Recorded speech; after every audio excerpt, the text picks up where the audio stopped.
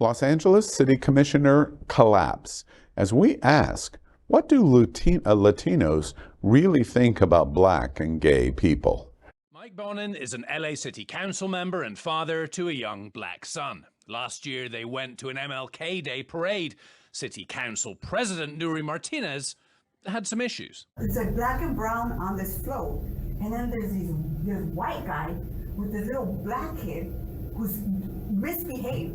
The kid is bouncing off the effing walls on the float, practically tipping it over. There's nothing you can do to control him. Parece changuito. Translation, little monkey. They're raising him like a little white kid, which I was like, this kid needs a beat down. Like, let me take him on the corner and then I'll bring him back. Bonin tweeted that Martinez attacked our son with horrific racist slurs and talked about her desire to physically harm him. It's vile, abhorrent, and utterly disgraceful. Well, cross-cultural coalitions have ruled Los Angeles politics for decades, helping elect both Black and Latino politicians to top leadership roles in the huge racially and ethnically diverse city.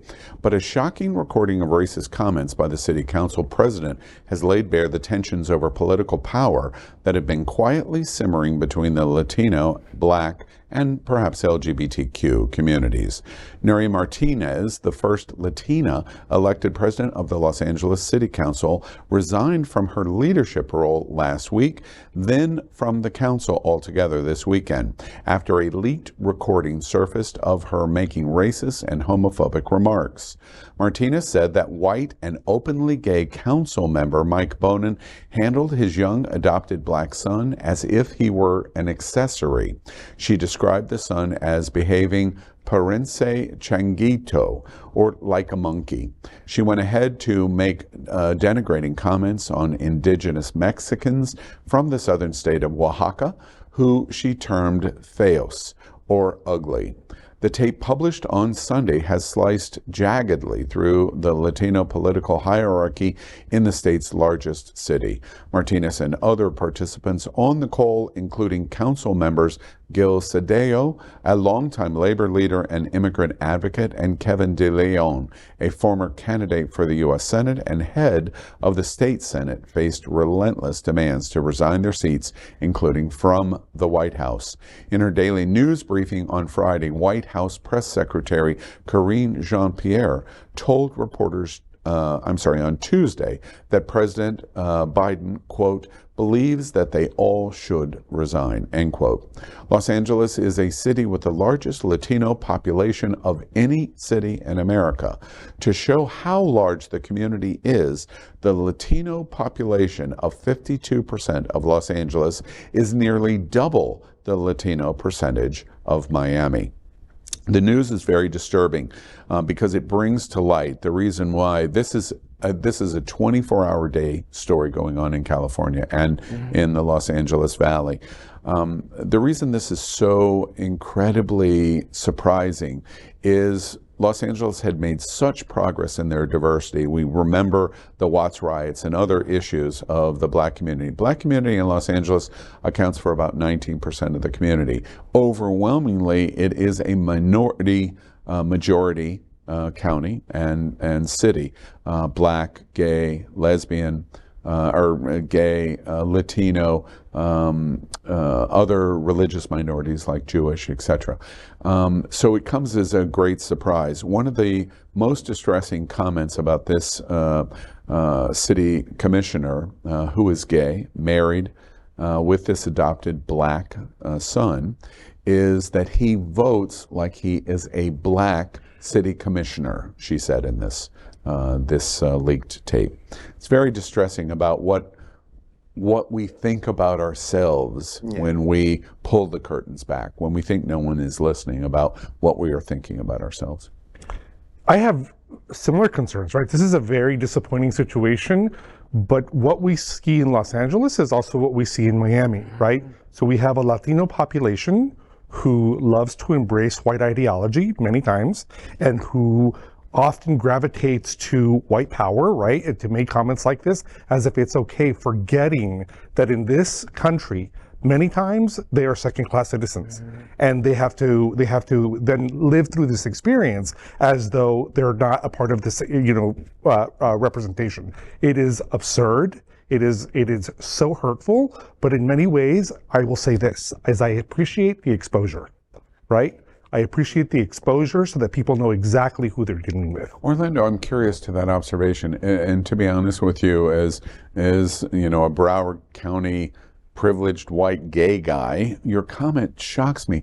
Why do segments of the Latino community in Miami-Dade County embrace the way? Because they have a choice. They have a choice to pass, and they take it.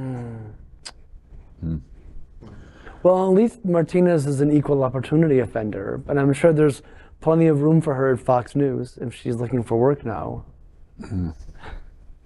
Any thoughts from you, or?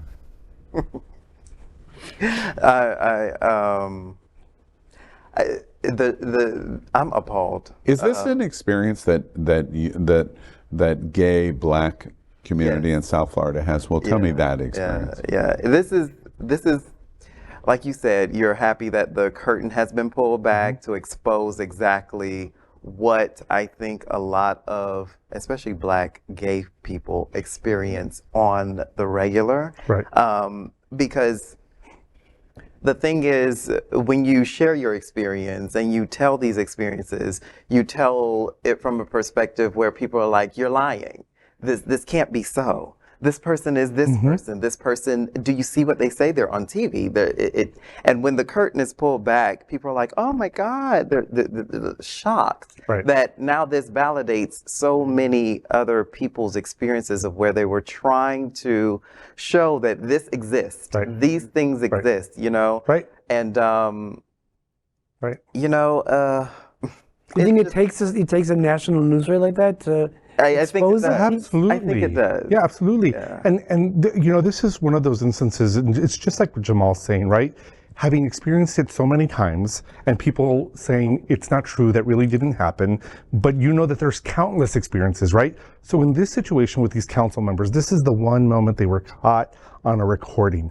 Imagine how many other times that sentiment that they've had has influenced their decision making in public policy, has influenced their decision in power. Right. And it's just a horrible thought to think that, that this is who they are, right? And that we know many people just like this, but they haven't been exposed. And this notion to call for the resignation, it is deserved, and it is absolutely the appropriate thing for them to do.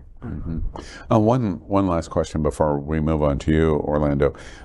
So this is a broad community issue. It's exhibiting from her seat as a woman, which is also surprising to me, because women are also part of our minority coalition, frankly, aimed at Black, aimed at some segments of Latino in Mexico, Oaxaca, beautiful city, by the way, gay. But this is broad community reaction to these minority participants. Is this something that you see in our own community?